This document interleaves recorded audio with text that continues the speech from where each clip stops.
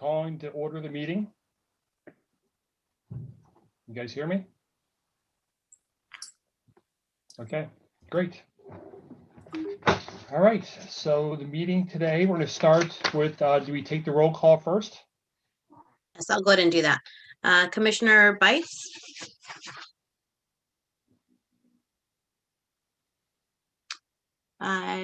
You're muted, Frank. I do see you on the phone, right? Okay, well, I do see he's on the call. Commissioner Doherty? Here. Commissioner Ishibashi? Not present. Commissioner Mitchell? Commissioner Mitchell? Okay, probably having technical difficulties, but I do see her. Oh, there she is. Commissioner Mitchell. Roll call? Here. Here. Perfect. Commissioner Teeter? Here.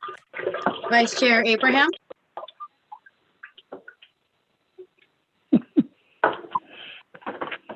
Here. And Chair Fidrich. Here. Thank you. Okay. Now let's move to the approval of the minutes from February 3rd, 2021.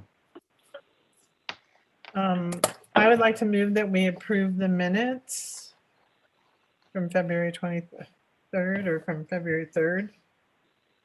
I will second that.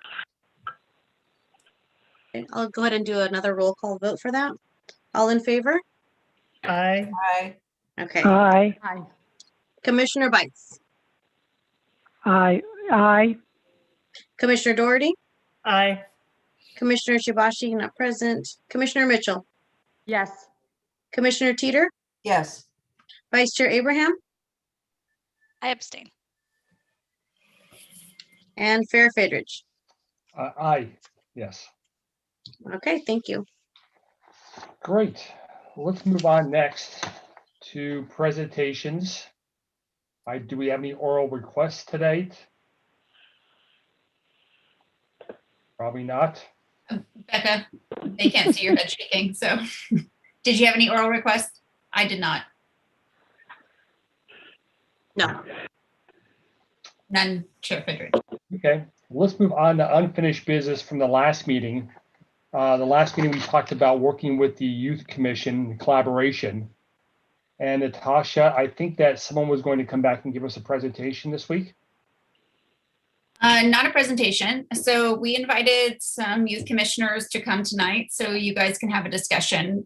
We are not looking for any decisions made tonight. Just this is more of an opportunity for you guys to discuss and see the types of things that they're doing and if there's a way that the two can work together for to create something. This is your work plan item that you guys had, and so they were the first commission that I reached out to kind of make this happen for you. So tonight on the call, it's Ada or Ada?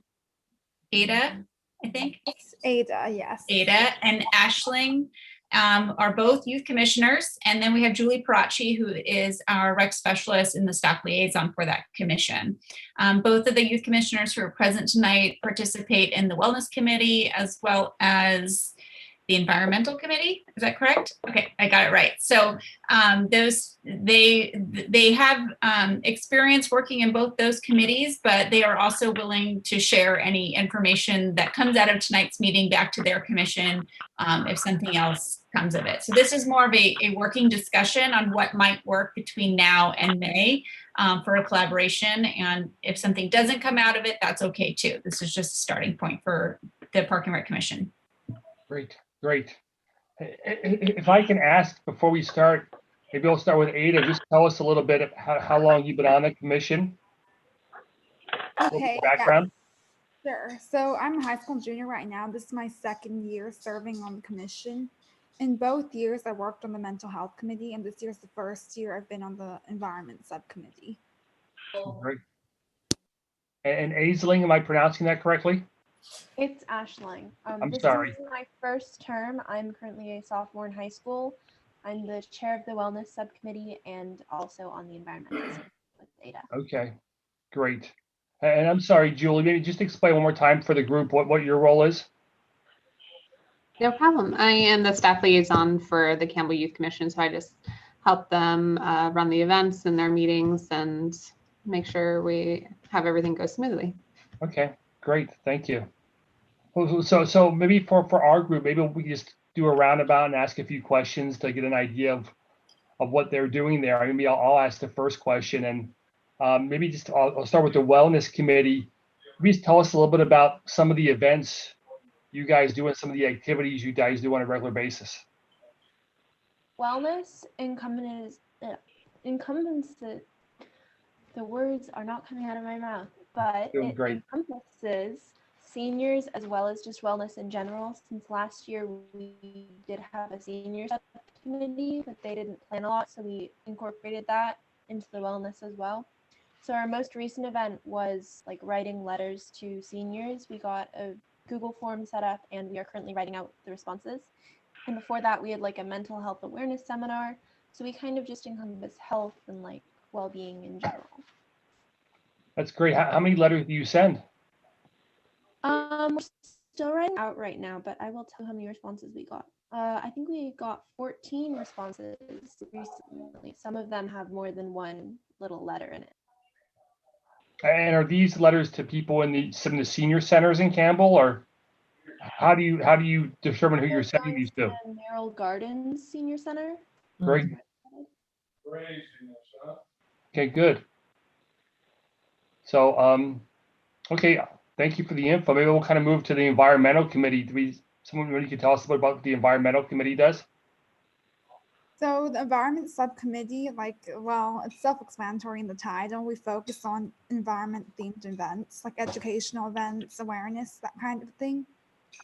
And so this past year, we've organized 2 events so far. The first one was an internet environment challenge, where like students would share stuff on Instagram about like how they were practicing a sustainable habit or implementing green practice into their lives.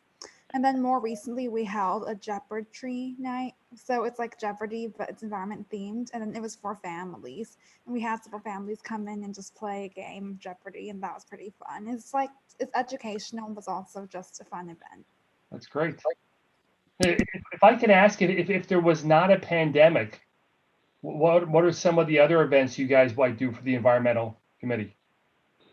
Well, I bet we'd be going out more, like having nature walks, because I know that in past years, the Youth Commission has arranged nature walks, and then we'd be having more like outdoor community gatherings, trash pickups, that kind of thing. Oh, great. They Okay. generally do a tree planting annually too, and that hasn't, and they've worked with Bob Straczynski's group as a lot to do like tree planting throughout the community. So whenever those projects were underway, the Youth Commission was always very heavily involved with those. Yes, okay. I think I did that once with them. That's great. Great. Let me open it up to some of the other members. Anybody else has some questions, comments? I actually have a question. Hi gals. Thanks for attending.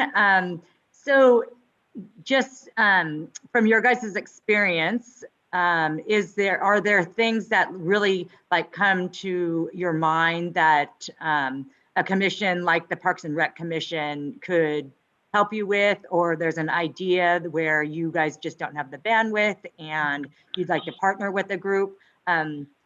I know, sometimes it gets a little overwhelming, with all your schoolwork and everything going on. If there's some missions that you guys are trying to accomplish that, you guys have some thoughts on where we could contribute or partner with you guys. I don't mean to throw that at you, but maybe just give it some thought. And if you don't have anything now, maybe you can give it some thought and, come back to us, because we could come up with ideas, but it really is more important that we're, supporting you guys, not you supporting us necessarily. So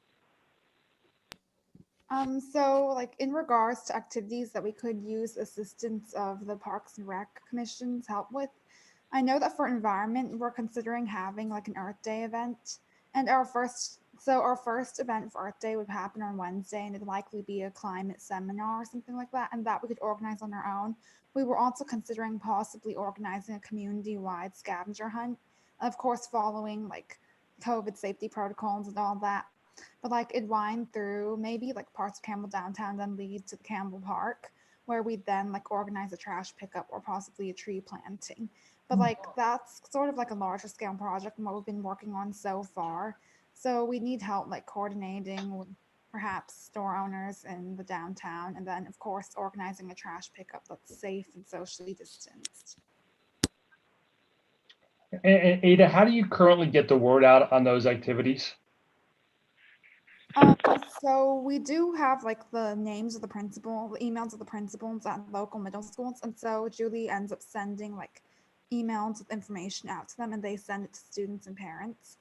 And then we also like take the initiative to email our own teachers and the ASB, Associated Student Body, and they're on our own campuses. And since like the Youth Commission spans several different schools, the Campbell, like in the CAU HSD school district, then we like just email our own schools, email our own teachers. That's how we've been getting the word out so far. And we also use social media, of course. Okay.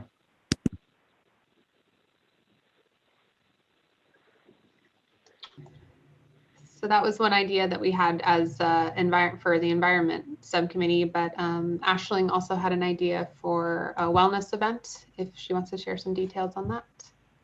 Right now we're in the beginning of planning like a wellness week type thing over spring break, where we'd encourage people to do things for themselves to like take care of their mental health and take a break. And one idea that might involve Parks and Rec is like encouraging people to go outside, go on a walk, enjoy nature, stuff like that. We could probably use help on. That sounds right up Sharon's alley, right, Sharon?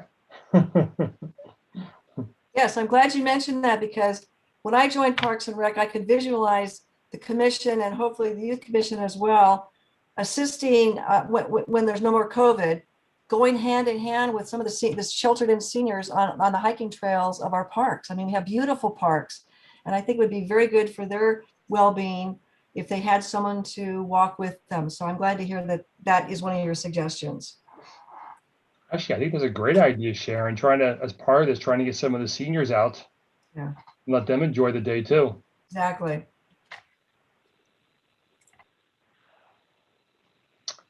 Thoughts, anybody else?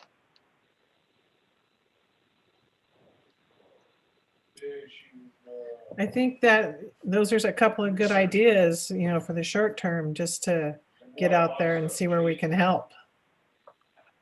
So for the Wellness Week events, that's kind of what it's sounding like. What is your spring break for the schools? What week were you planning? All the schools are on different days, so we haven't figured out an exact day, but I think spring break is usually in like April. Ada, do you know when your spring break is? I think the high schools are the 12th. It's the 4th or 5th through the 10th, or yeah, the 9th for Campbell Union High School. Oh, it is. Okay. Yeah, April. So this event would happen, basically it would be happening concurrently with our next scheduled Park and Rec Commission meeting. So if this is something that the commission would like to collaborate with Youth Commission on, I would suggest maybe the special events subcommittee and participants or commissioners who are on that with this one, maybe collaborate with these two youth commissioners to see how you guys could support, if that's a decision that you guys want to move forward with.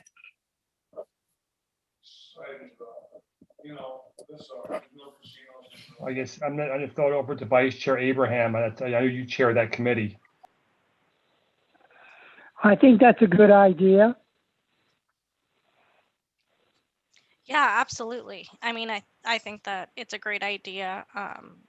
I guess maybe just forming some more concrete, you know, we can take it offline, we can have another meeting, but maybe forming up some concrete, you know, ideas of concrete plan for us as to what we're going to execute on.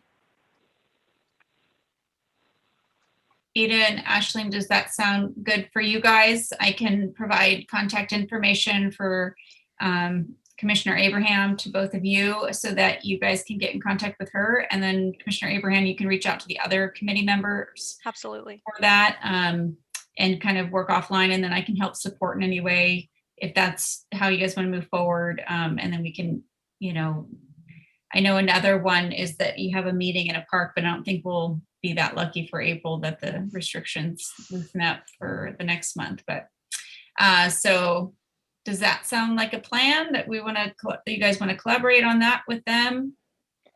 I think it'd be a great first step. Okay. All right. So I do too. Ashley and Julie, thank you very much for coming this evening, taking some time out of your evening. They meet every other week, so they do a lot of meetings, this youth commission. So they are very hardworking individuals on top of all their schoolwork. So we appreciate you guys giving us another evening during this time. And I will put you in contact with Chair Abraham or Commissioner Abraham tomorrow. Okay. Great. Thank you. Thank you, ladies. so much, Have a everyone. good night. Thank you. Sounds good. Thank you so much. Okay, thank you. That was great. Thank you. Setting that up. Okay, that was awesome. Let's now move over to new business, where we have an update on the capital projects. Chair Fidrich, before we begin, I have somebody in the attendee list. I just want to see who they are in case it's Commissioner Ishibashi calling in. So hold on one moment, please. Hello, we have someone on the call that the last four digits are 5137. Could you just identify who you are?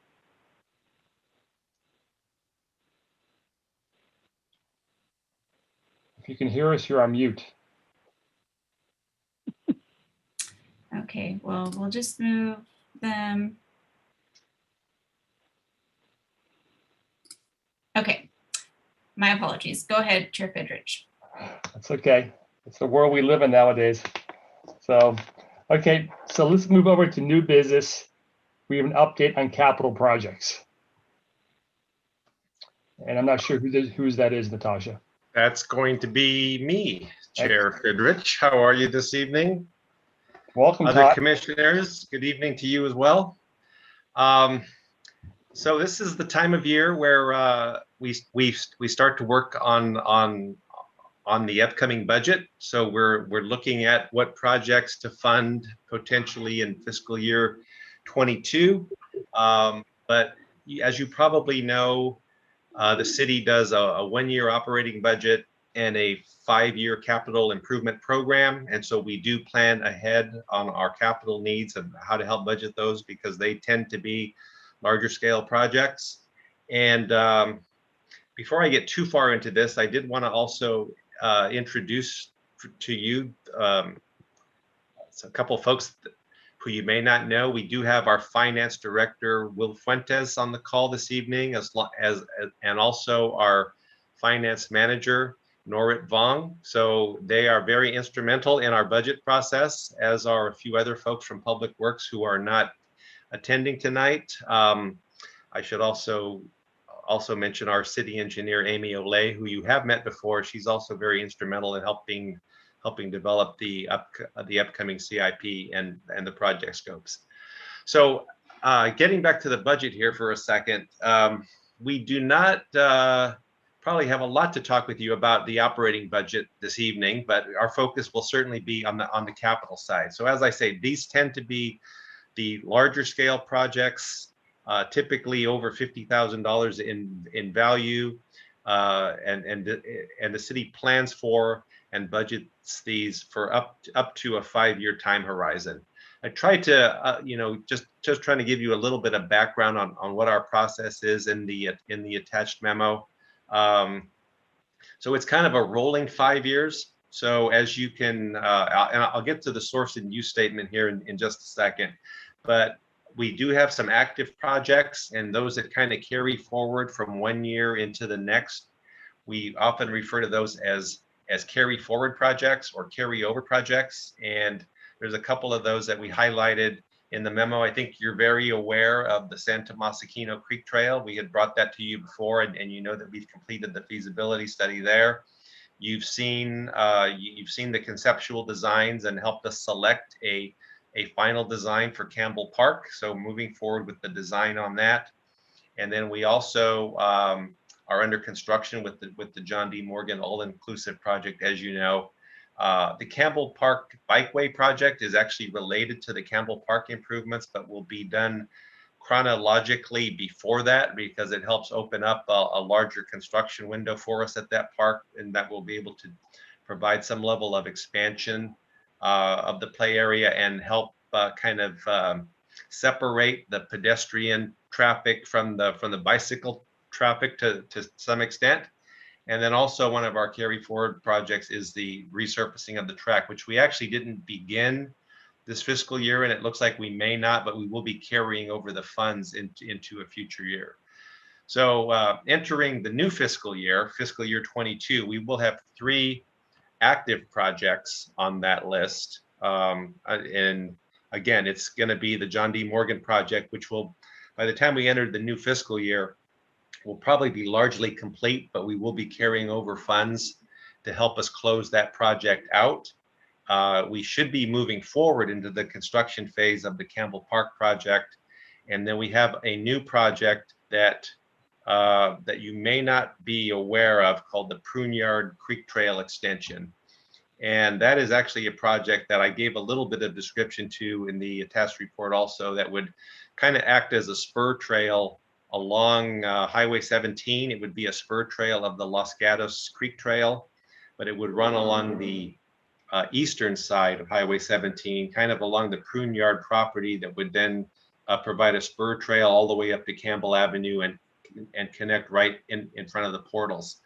And the reason why this project came about, it was actually it was identified as a condition of approval by the council several years ago, and that the onus was actually on the Pruneyard property owners to work toward developing that. Well, there's some challenges there, because they are a private property owner, and the property in question where the trail would go would be on Caltrans property. So Caltrans expressed a strong preference that they would rather work with another public agency who kind of is more familiar with their processes and is more familiar with public development projects. And so over the years, we've kind of landed on this solution where the owners of the Pruneyard would provide the level of funding to the city that would use for the construction, and the cost of working with Caltrans and working out a lease agreement and working toward the design of that trail would be borne by the city. So it'll be a combination of an effort, and we are proposing moving that forward relatively soon in the 5-year time horizon. Beyond that, I did want to talk about a few projects, and I'm wondering if I can get permission to share a screen here. I don't know if that's Natasha or our IT. Do we have an IT person online? It may be Natasha. You should be able to now. All right, let me give this a try.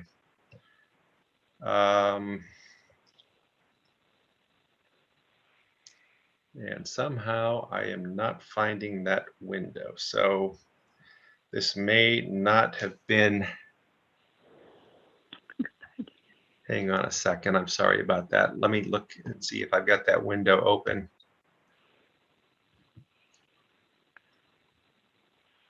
Okay, I'm gonna.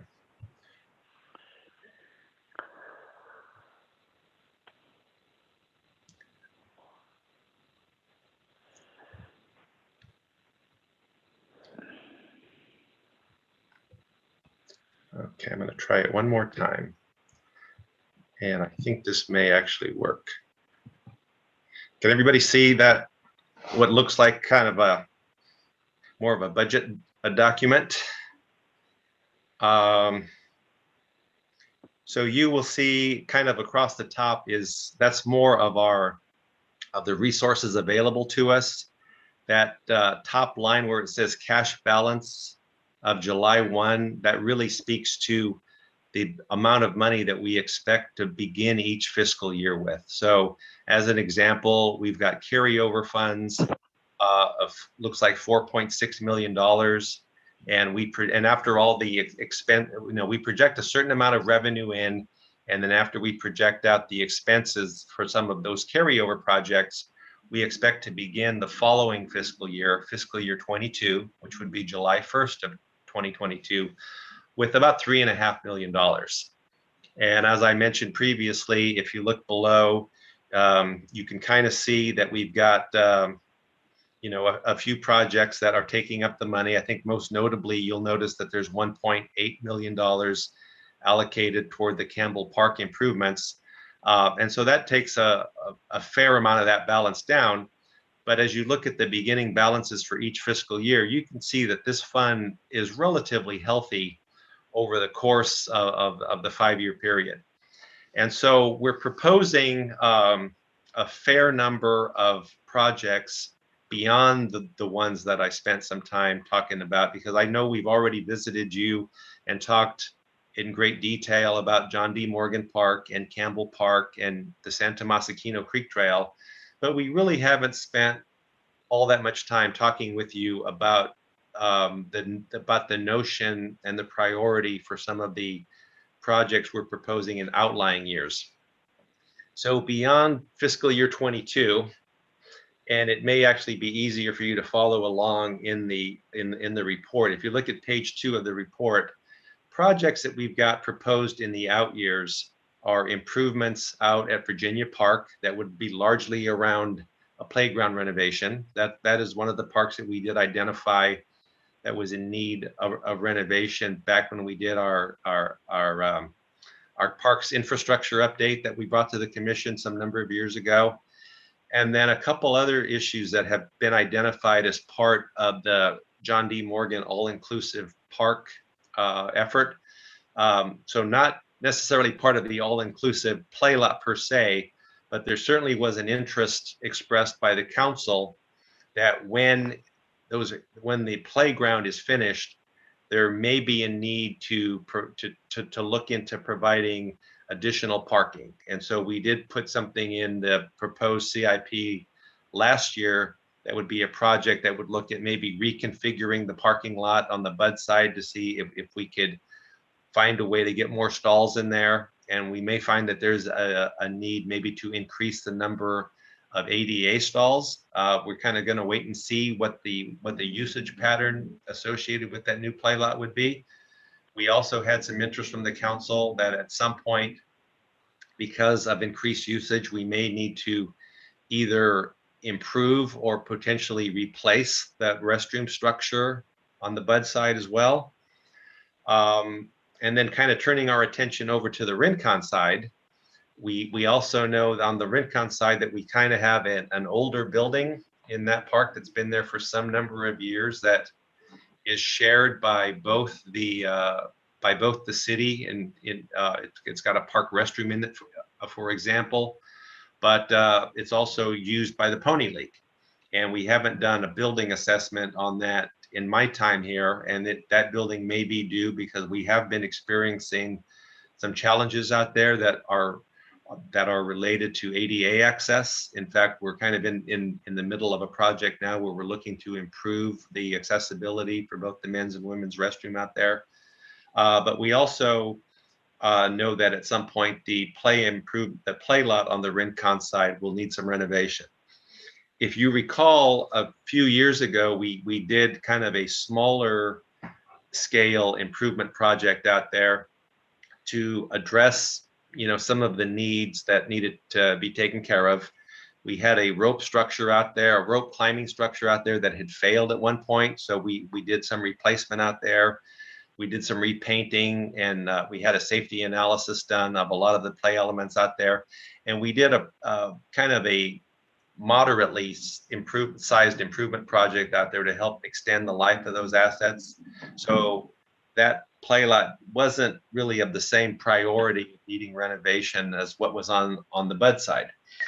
But now we find ourselves in this position where if we continue with what we have proposed in previous years, we find that, you know, we've got about 4 of those projects all kind of squeezed into a couple of fiscal years. And we are certainly going to be taking a look at trying to address the most important of those first.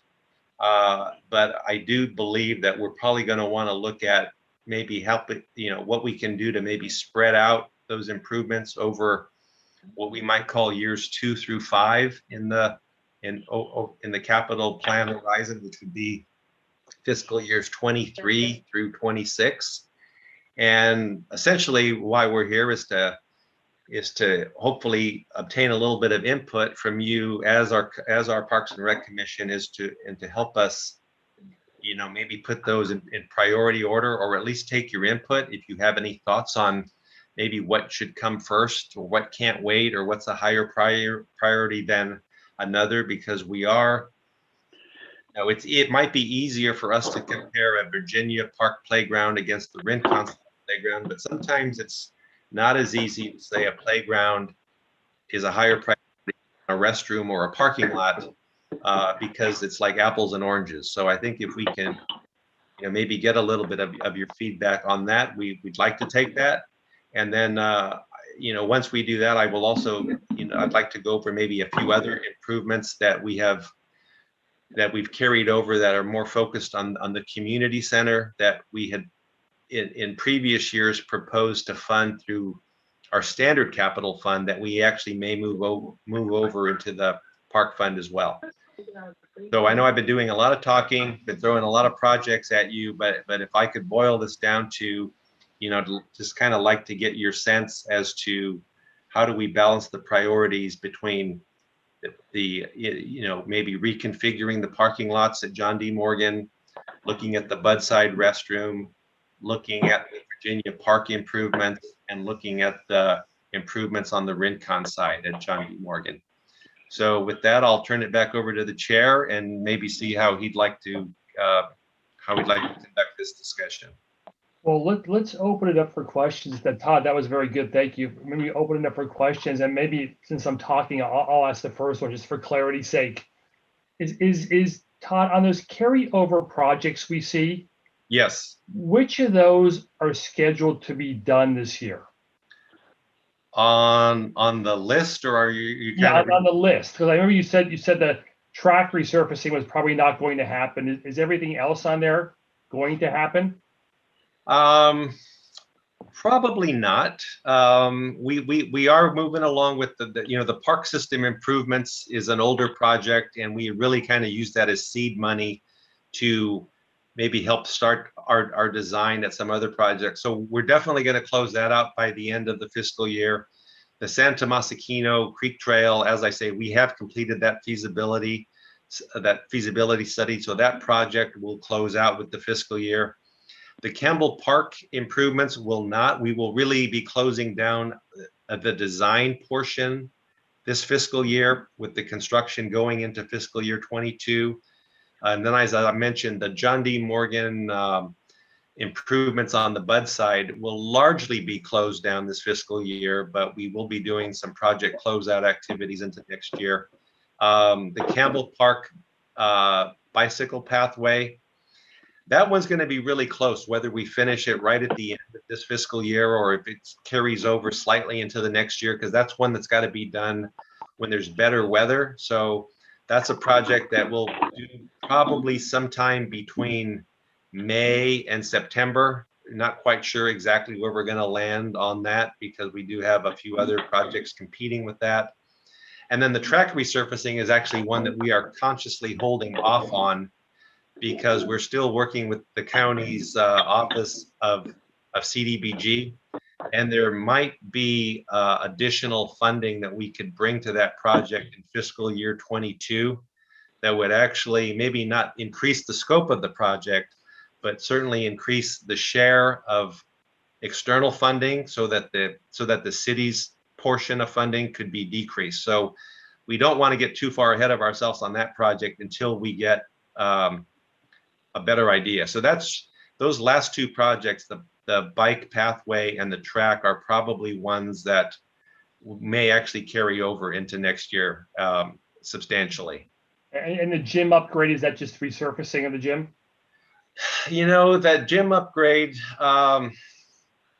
we actually haven't done, I'm sorry, I skipped over that one. We really haven't done anything on that project at all. And we've had some challenges on our building maintenance side. We did have a vacancy with the building maintenance supervisor for an extended period of time. We just got our position filled back, I want to say in November or December. And so we really haven't, we've been throwing a lot of projects on our new building maintenance supervisor, and he's been doing a great job, but we haven't really sprung the auxiliary gym on him yet because he's kind of in the midst of this energy upgrade project that really touches all of our facilities and our streetlights citywide.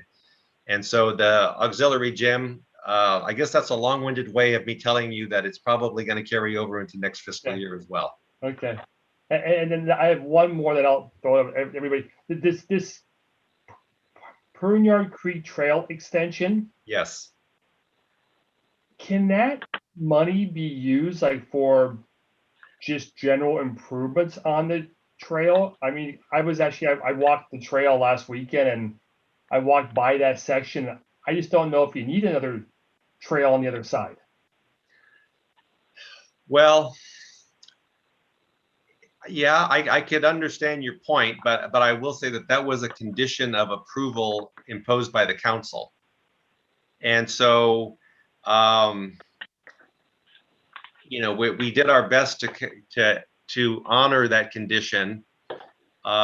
We do have the funding that we received from the ownership group. The way we wrote the funding agreement is that we would make, essentially we put our best effort forward toward building that project because that was a condition of approval before they could move forward with any other improvements on the site. Mm-hmm. But we also wrote into that agreement, just so you're all aware, that if in the event that we are unable to reach an agreement with Caltrans within a 3-year period, that those funds could be used for other bike or ped improvements within a half a mile of the Pruneyard. Okay. But our first effort has to be on building that extension because, as I say, that was a condition of the Pruneyard development and expansion plan moving forward. Okay, interesting. Okay, it's hard for me to see everybody. So, anybody have questions they want to ask? I can't see the whole crew here for some reason. I don't have a question. I think Todd can stop sharing his screen and then you'll be able to see everybody. I can do that. How about that? There we go. I think Sherry, you're up. Yeah, I don't have a question as much as a comment. Virginia Park is just a little local neighborhood park, Todd. Yes. And it's right in my neighborhood. And it's just over the footbridge. You walk over to John D. So I don't see any problem with if you had to push that out, because from my going up and down Virginia throughout the day or whatever, it's not that busy of a park. Okay. It's just information. So your suggestion would be that if we needed to push something out maybe into year 5, that would be a good candidate for that? I would think so. Okay. Thank you for that. Anybody else? Questions, comments?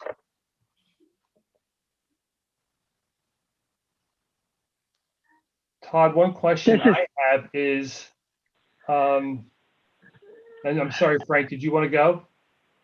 No, I was going to say that observation made about not moving so quickly on that little park is a good idea. Okay. Thank you. Okay, thank you. So Todd, yes. The one thing that I am a little concerned about is you mentioned it, were the restroom improvements, that might be needed. Yes. I mean, if after 6 months we find that, this is definitely a need, I mean, can that be moved forward, so to speak? Is there some flexibility in these years? Yes, I think there is. And that's really, I think part of this is that, it's relatively easy for me to ask you what you think your priorities are, but I think also there's going to be probably some learning that goes on when the all-inclusive play lot is completed, and we'll see if our kind of our supporting facilities like the parking lot and the restroom are appropriate for that facility. So it may be that we don't push those out, or maybe we even move them up a year, because I'm hearing that maybe Virginia Park is a good candidate to maybe go out a year, right? So that might be okay in a way that we could maybe keep the funding for the restroom a little more upfront. It might be good to know. I think we'd have a hard time doing parking improvements and the restroom simultaneously. So conceptually, at least, if you have thoughts on which one would be more important, or which one should take maybe a chronological priority, it would be good to know that now. I can also throw in this big disclaimer that as we're budgeting projects in year 2, 3, and 4, because we think we know what the priorities are, and if we learn something over the next year, when we come back to you in approximately the same time next year, and you want to change those priorities, because they're also in the out years, that's relatively easy for us to do. It's just hard for us to change priorities when we're already working on something. But if we find hypothetically that you want the restroom project to come before the parking lot, but in the first year of John D. Morgan being open, we find that maybe we should do them in the opposite order, we can certainly reconsider that. I just thought it would be probably a little more prudent for us not to plan to do all these parks in the same 24-month period, and maybe have a plan where they're spaced out a little bit, and then at a future time, if we need to trade one out, move one out, and then pull one back sooner, that's a little bit easier for us to manage. And sorry, the parking lot is mostly increased number of spaces because of the expected crowds we'll be getting. Well, it might, yeah, that's certainly a component to it. I think there's a secondary component out there that says, are we going to have enough accessible parking? Because right now, that parking lot was really constructed with the just what you might call to meet the legal standard of accessible parking, right? You have X number of stalls, and because you have 100 stalls out there, you need to have 3 accessible stalls. What we may find is that that's not enough accessible stalls. And so maybe we'll find a need that we actually need to have more accessible van parking or other types of accessible parking stalls. And we may want to do that at the expense of some non-accessible stalls, but then maybe we can find a way to reconfigure that so we can kind of minimize the overall loss, because we really want to take advantage of as much of the parking space as possible. Yeah, I remember we talked about this briefly at the beginning. I mean, is there a way to use the school parking lots or one of those church parking lots like on a weekend and ask if we can use that like for overflow? The school would probably be a better candidate than the church, but even with that, the school is a fair distance away. Our best candidate to assist with parking needs on the Bud side may be our other parking lot, which is only accessed from the Rincon side. But once you park in there, you're not maybe as far away from the play lot as you would be at maybe some of the other sites you mentioned. Yeah. So part of the solution might be that we need some signage, maybe kind of along the driving route, because there's, if you're not familiar with the area, to get from the Bud side to the Rincon side might maybe not the easiest maneuver. So we may want to put in some wayfinding signage in conjunction with parking improvements to direct people to maybe where the second parking lot or where the alternative parking lot would be. Got it. Okay, good. Okay. Thoughts by anybody else?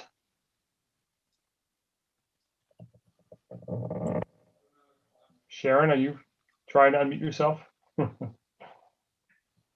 Yeah, I think Todd's got it right. We're going to have to see the usage of John D. Morgan with the inclusive playground. And maybe that's where our committees that go out to the parks, we should set up more of a monitoring of that whole area and see, is it the accessible bathroom that we need, or is it accessible parking spaces? And we're not going to know that until, as Todd says, the playground's finished and we see the usage of it. So I think we have to wait.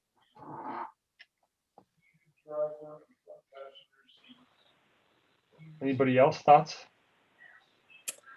I will concur. Yeah, I would concur also, Sharon. I think as long as there's some flexibility talks, I think you're right. I think after about 6 or 9 months or so, some trends will start to happen that will make it a little more obvious for us as to how to prioritize these. I mean, I don't see anything here that stands out that says, it's not right or it should be moved. It's just kind of time will tell here, I think. Okay. I mean, I think everybody else agrees, yeah. If I could suggest, then I think we will move forward with maybe pushing the Virginia Park project out a year, where you'd have the design money in that first 70,000 that you see on that list is really the design money, and the 250 would be the construction. We'll put the design money in fiscal year 25 and the construction money in fiscal year 26. I may also want to see about if sounds reasonable to the commission. I may want to actually move up that recreational building assessment.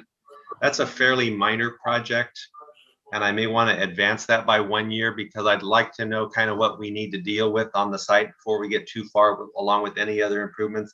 That should have minimal impact to our fund balances, because you can see over the years that we are relatively healthy in this fund. So if there's consensus, or at least a lack of opposition, I would probably propose moving that one up a little bit sooner.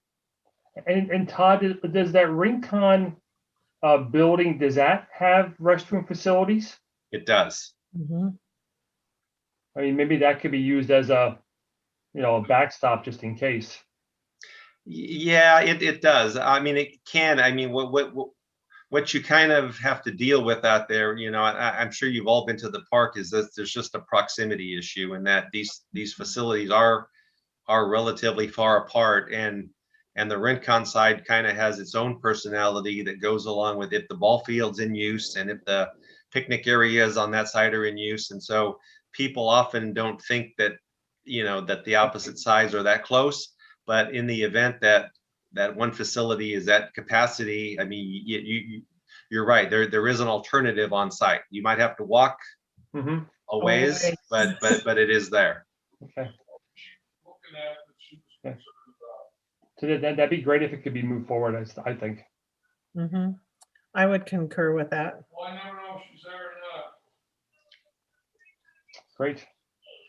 The only other, so thank you for all that input so far. I did want to also make you aware that we do have a few improvements that are park related, park and community center related, that we had been proposed to fund in what we call the CIPR, which is really our more generic capital fund across the city. But it does have, that fund has a few funding challenges ahead. But I did want to make you aware that within that fund, we do have a certain amount of funding that we put toward upgrades at the community center, particularly with regard to the restroom facilities at the community center. We do have an issue on one of the breezeways out at the community center where there's kind of a failing of what you might call the ceiling from the underneath portion. We do have a minor project out there to upgrade the irrigation fields that go along, the irrigation systems that go along with the sports fields. And then, of course, we have kind of this larger scale behind the scenes project where there's a very large transformer, I think in what you might call the basement of building A, that needs some level of replacement.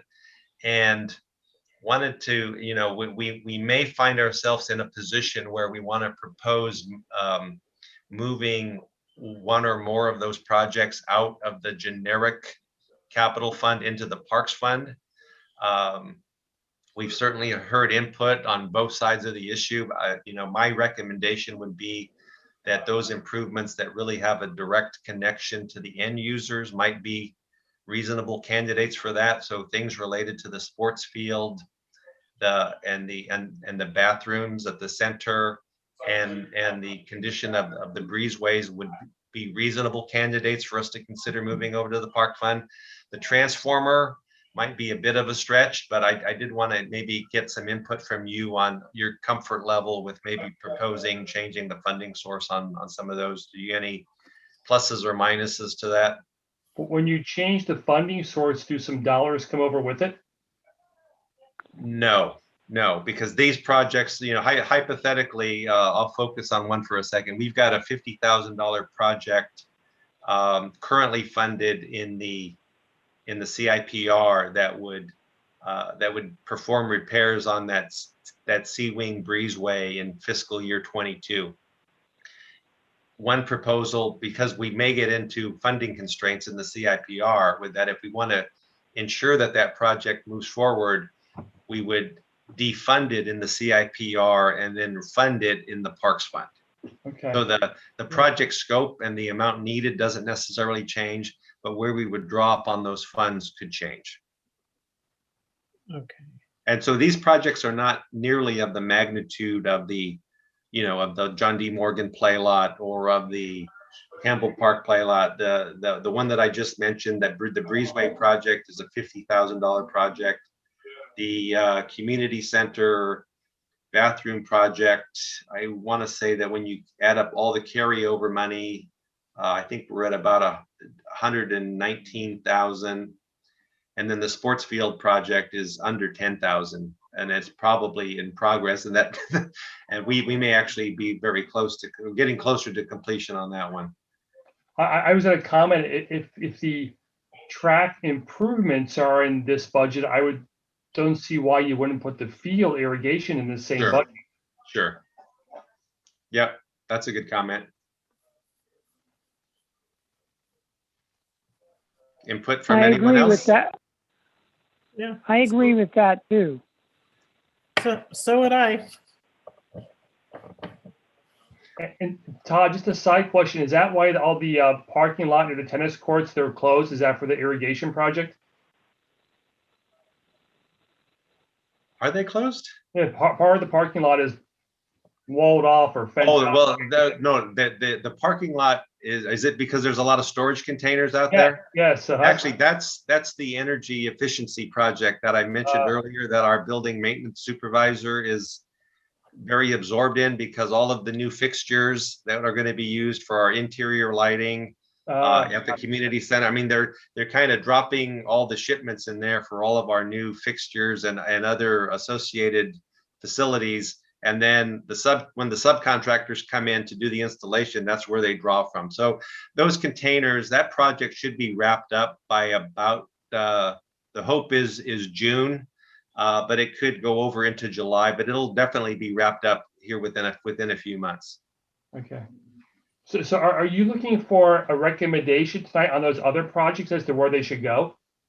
Not necessarily. I mean, I don't think we need to have you make a motion. I think we just wanted to hear the input, and then that will help us maybe help inform how we make our priority decisions. So when we craft a proposed budget that we take to council over the months of April and May, it'd be nice for us to kind of confirm among ourselves that we're putting the right projects in front of other projects as appropriate.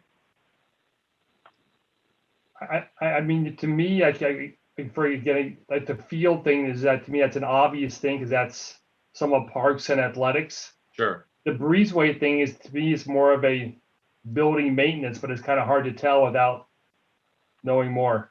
Sure. Okay, that's good. That helps us. Well, then I'll put a monkey in there, I'll throw a wrench in there. So I see that breezeway thing, that's right where people would go in if they're playing basketball. So it is kind of close to athletic programs. the city normally offers? Yeah, it's hard for me to comment without seeing a picture of it, envisioning it in my mind. So So you know where they have those four little tables sitting right outside the basketball area, and you can go to the parking lot. It's right there. It's near the main gym entrance and the vending machines. There's Yeah. a portion that is coming down there. And then around the corner outside of the adult center is another section of that overhang. So there's a variety of spots that need some attention. I don't know, Todd. I mean, again, to me, it's kind of like if it's inside the athletic facility, inside the gym, that's obvious. Once it kind of leaves, that's where it gets kind of gray. And to me, it's kind of more of the maintenance stuff. It's Okay. I have a condo. It kind of works the same way.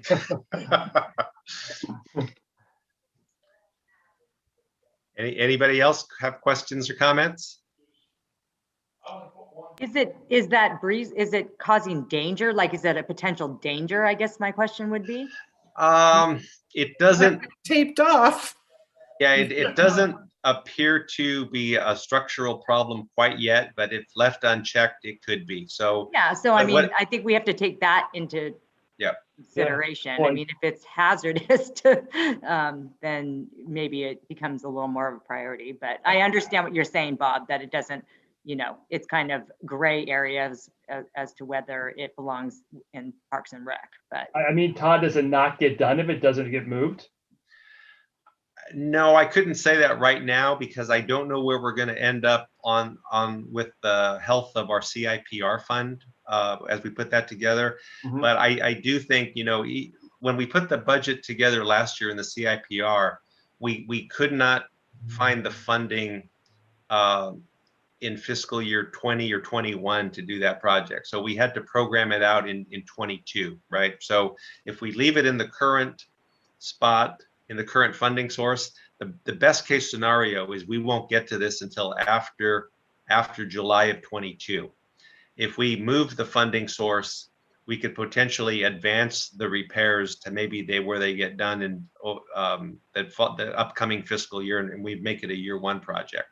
It's really not just from a dollar magnitude perspective, it's not a huge dollar amount, but it could go a long way. It's one of those ones that if you can address it sooner than later, it'd be a little more cost effective. Well, like Tracy was saying, if it's deemed a health hazard, does the city council or something kind of boot it to the front, so to speak, and say it's got to get done? Well, if you take that approach, there's probably a lot of projects that got to Well, get. I mean, but if someone's walking underneath it, it's going to fall on them. I mean, that's. Yes, but I guess we can reevaluate the timing of the project under each funding source. So as we build the capital budgets, we can look and see what the timing would be, the best case scenario under the CIPR and the best case scenario under the park fund. And maybe we have to take the option that helps us get those repairs done in the most timely manner. Yeah. That sounds reasonable. I would agree with that. Okay. Okay. Anything else? That is probably everything you wanted to know about Parks Capital and then some. So if there's no more questions or comments, we can move on. Thank you very much. Thank you. Okay, let's move to the next section, the committee reports. And first up is Parks and Creeks, and that's Chair Teeter. Okay, on that committee, we have Sherry Doherty, Bob, and myself, and I think we all got out to see some parks, and we'll start with Sherry. Okay, so I checked out Edith Morley again, and it's still doing great. And John D is doing okay, except for Bed Avenue, where all the old play structure is now down. So it looks very different, but everything looks pretty good. Great. Okay, how about Bob? Yeah, from my perspective, I took the family on a bike ride on the Campbell Park Trail this past weekend. Started up on, I guess, up Meridian, you start on the San Jose side, Yeah. and you go all the way down. And for the most part, everything looked good. I will say, ironically, I think it was I think part of that San Jose, I believe, where it starts. And I saw a little bit of trash in the San Jose side, but once we got to the Campbell side, things look, for the most part, look very, very good. So, thumbs up. Well, did you know there's still that homeless camp? I don't know whether it's active. I only saw 2 homeless camp, so we'll say small areas. And again, I think they were both San Jose, because I think, doesn't it become San Jose once you go past the Lee, right? Well, when you're going west of Lee, that's where I've seen quite an encampment on the south side of the creek. Yeah, I only saw 2 large tents against the embankment, so to speak. Okay. So I didn't see a lot. And again, it was after you go past the Pruneyard, up that way. All right. Okay, great. Okay, well, I took a bike ride to Stavanovich, and I was so glad that Natasha talked about the wonderful signs that they have throughout that park. I actually went to each sign and I read them. I looked at the drawings, the black and white photographs, and everyone really should get out to that park. It's very, very well done. There was a family playing out there. There were a couple women sitting in one of the picnic tables. In fact, on one of the placards, it talked about some guy in the orchard who brought over 50 or 500 monkeys to pick the plums. Guess what? He got not one plum. What happened to the plums? The monkeys ate them all. But you guys should read that. It's just wonderful. And then I rode over to Edith Morley Park. There was a couple people out there. It was pretty quiet, but they've got a big pile of rocks by the perk ponds, and people have taken the rocks and made circular diagrams. It's very interesting. And then if you go even further south, I guess the perk ponds would be the water district. That's not part of the city. Is that correct? Okay. Anyway, the kids during COVID have brought in or child-made artworks that they put around the base of this a tree, and it's wonderful to see. So, oh, and the other thing is that the goldfish must have hatched, because there's like hundreds of these little goldfish out in the pond at Edith Morley. So that was really cool to see. So. Before we move to the trees, one other question I had, Todd, are we, or is the city going to put the basketball hoops back up anytime soon? I mean, I'm sure they're wanted, but at the same time, I will say that area without the hoops is getting a lot of use. Yeah, from rollerbladers. Yeah, a lot of exerciser classes in the morning also. I'll help Todd with this one because yeah, please. Yeah. So more recently, and I'll share this in my report, is that the county has pretty much washed their hands of providing guidance and has deferred everything to the state. And so it has made every agency kind of go back, and the state is very vague with their guidance, whereas the county previously was very specific. And so we're trying to kind of go through that, and we keep switching tiers very quickly. So we haven't really caught up to the most recent change into the red tier. So it's most likely coming. It's just we haven't done it yet. Okay, just wondering. Great, thank you. Next is trees, and Chair Ishibashi is not here. How about Chair Abraham or Beth? I'm sorry. There were no tree issues. Tree issues, okay, you sent you that. Okay. Special events, Chair Abraham. Well, I wasn't able to make the fun run, but I think the next special event coming up is the virtual event at the Heritage Theater. And maybe we'll hear more during Natasha's update. Okay, great. Let us move over to staff reports and parks. Is that you, Todd?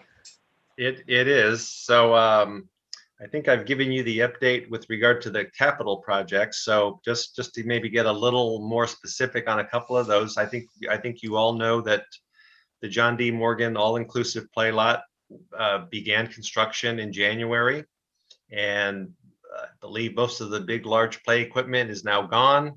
Probably some pretty dramatic days out there where our demolition was occurring. The goal on that project is to be done by August, We do have some grant deadlines that we need to comply with. So that project will largely be under construction for the next several months. And then closely following that, we hope will be the work at Campbell Park. So we did not want to have our two largest play areas under construction at the same time. So we will be taking the plans and specs for the Campbell Park project to council sometime in the June-July timeframe, with the hope of going out to bid and awarding the contract probably in the August-September deadline. So then we can move into the improvements at Campbell Park. And then I've already kind of updated you on our efforts with what the track resurfacing could look like, and then updated you a little bit more on this notion of a Pruneyard spur trail. So with that, I'm going to turn it over to Bob Shazinski and ask him to cover some of the items more related to our day-to-day operations. So take it away, Bob. Okay, thank you, Todd. Good evening, everybody. Thank you so much for acknowledging the good work of the staff. I definitely make an effort to relay the comments, and much appreciated. I'll also have to go out to the perk pond and look at that artwork at the tree. Just a few different things that are happening as park maintenance. We've received our parts for the teeter-totter at John Morgan Rincon side and installed them, and immediately kids were on them, enjoying it. So we're real happy that we have that piece of equipment up and running. At John Morgan on the Bud side, some of you may have noticed that we've started a turf recapturing project where we're removing about 650 square feet of turf and installing trees, which are low water use and will provide some much needed shade in that area. So that's moving forward, and we're looking forward to the water savings and the labor savings on that project. And I have heard a lot of folks out on the Los Gatos Creek Trail, and yes, it's very, very busy. And so we've been following up with our sweeper, who's out there every 2 weeks or so, making sure that the trail is swept properly and it looks neat and clean, and that the shrubbery is cut away so people can actively use the area. To that point, today the crew closed a small portion of the trail temporarily and removed a nuisance palm, and also cut back some low branches to give a little more airiness to the trail. There's a lot of work that could be done out there, and we're making progress on that. Also, speaking of the trail, we have a Eagle Scout candidate, Mr. Anish, and he is looking at renovating or rebuilding the 2 benches on the east side of the Park Horse Trail between Campbell Avenue and the spillway. Come up with something a little more modern and a little more comfortable. He has woodworking skills. I hope he takes the project on, and we'll see how that progresses. At this point, that concludes my report. Any questions for Bob or Todd? No. Great. Go ahead. No. Okay, great. Thanks, gentlemen. We appreciate it. Thanks, guys. Welcome. Okay, let's move on to Recreation and Community Services. Natasha? All right, thank you. So we did have a successful fun run. I think it was 130 or 150 registrants. So went well for a virtual format. The Heritage Theater will be hosting a virtual performance. It's called Rhythm of the Dance. It'll be offered March 14th through the 20th. Tickets are $20.50 per household, and you can buy them through the Heritage Theater website at heritagetheater.com. The summer activity guide that we normally do is normally out by this time and we're doing registration, but we are pushing that back. So it should be coming out by the end of the month. It'll be online, and our registration is also a little bit later. It's going to be April 13th for residents and April 14th for non-residents for all of our summer programs. We're hoping that by giving ourselves a little extra time, we have more guidance from the county and the state on how to proceed with summer. Our summer programs right now, we're kind of in limbo. We were going to do 3-week cohorts, and it's looking like the state is going to allow 1 week programming. So it's easier for our families, I think, for them. I think a lot of people, if they're allowed to, are going to try to do vacation. So not having that 3-week cohort and requiring them to be enrolled for 3 weeks will help enrollment for us as well. We are in the process of doing recruitment for our day camp leaders and our lifeguards, and interviews are taking place right now. We've had a lot of camp leaders applying to work for us this summer. So it's nice to see all these young kids still looking for jobs right now. So that's exciting news for us. The museum is having a History at Home event on Friday, March 26th at 6 p.m. It's called History of Fort Ross, and tickets are $10, and you can buy them online at campbellmuseums.com. And like I had mentioned previously, for us, every time they change a tier, there's new things that are allowed. Not a whole lot of changes between purple and red, but the youth sports has really changed, and the state is allowing a lot more freedom with that than the county had previously. So we're working our way through that, and we tend to not react very quickly just in case things change. So we're kind of letting that settle in and taking it day by day, and then staff is just working through budget concerns right now with the city. And that's the end of my report. Natasha, I did look at the spring catalog. I noticed a lot of great coding classes on there for youth. So I'm not sure if that was on there previously, but it looked pretty neat. We do have some great contractors who've been able to, switch to a more virtual format. So that's been very helpful for us. Awesome. Anybody thoughts, comments? Natasha. Oh, go ahead. Go ahead.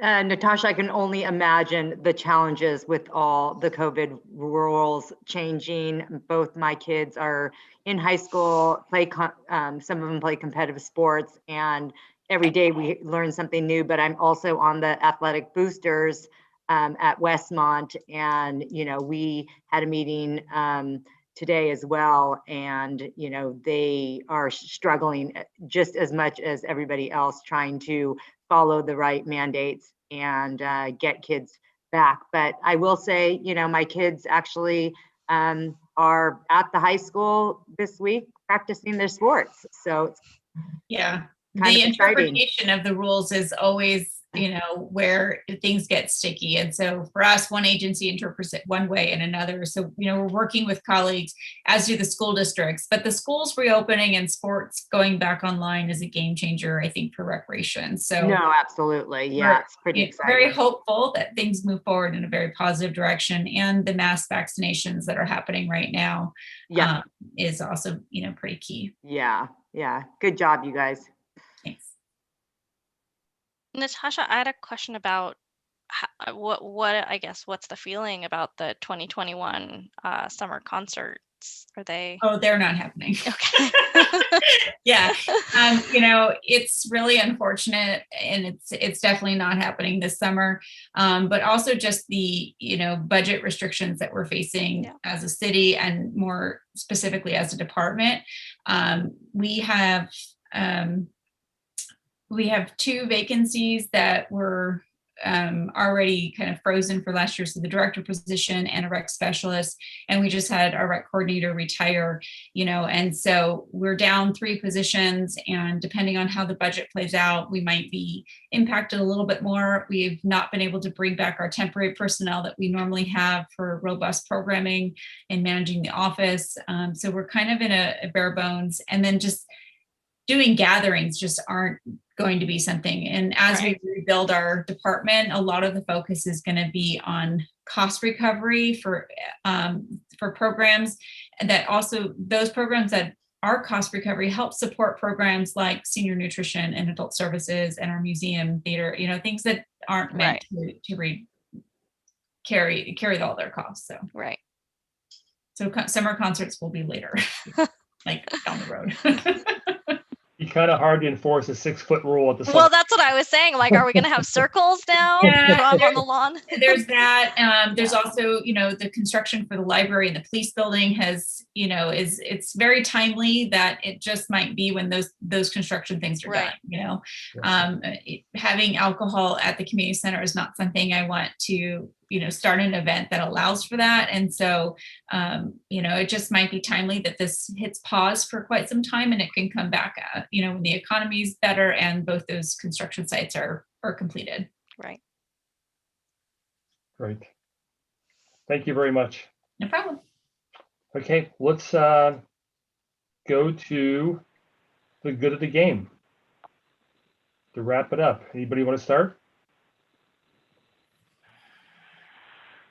I'll start. I'm excited to work with the Youth Commission. I don't know, I guess I wasn't, I didn't really look at the agenda in advance, so I wish I had prepared just a tiny bit more to have a conversation with them. But I think it will be great to, work with some other commissions together for a common cause.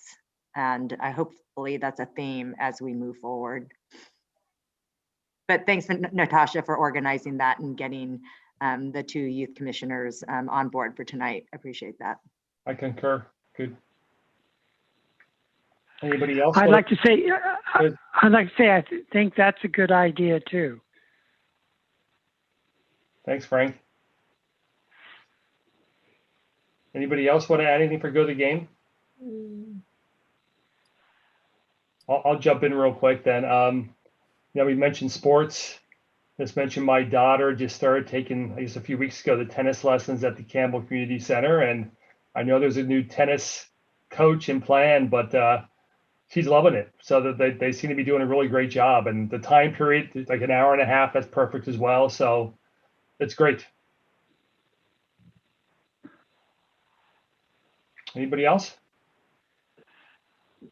It's nice having our farmers market over at the community center. It's perfect. Good veggies, fresh fish, wonderful. And our library, I would like to give kudos to our library. I go every week, walk to the library, give them my library card, and the staff there go in the back, get your books, bring them out to you. It's wonderful. So I appreciate that. I'm going to check out that farmer's market. Thanks, Sharon. Awesome. Okay, well, I guess that's it for this week.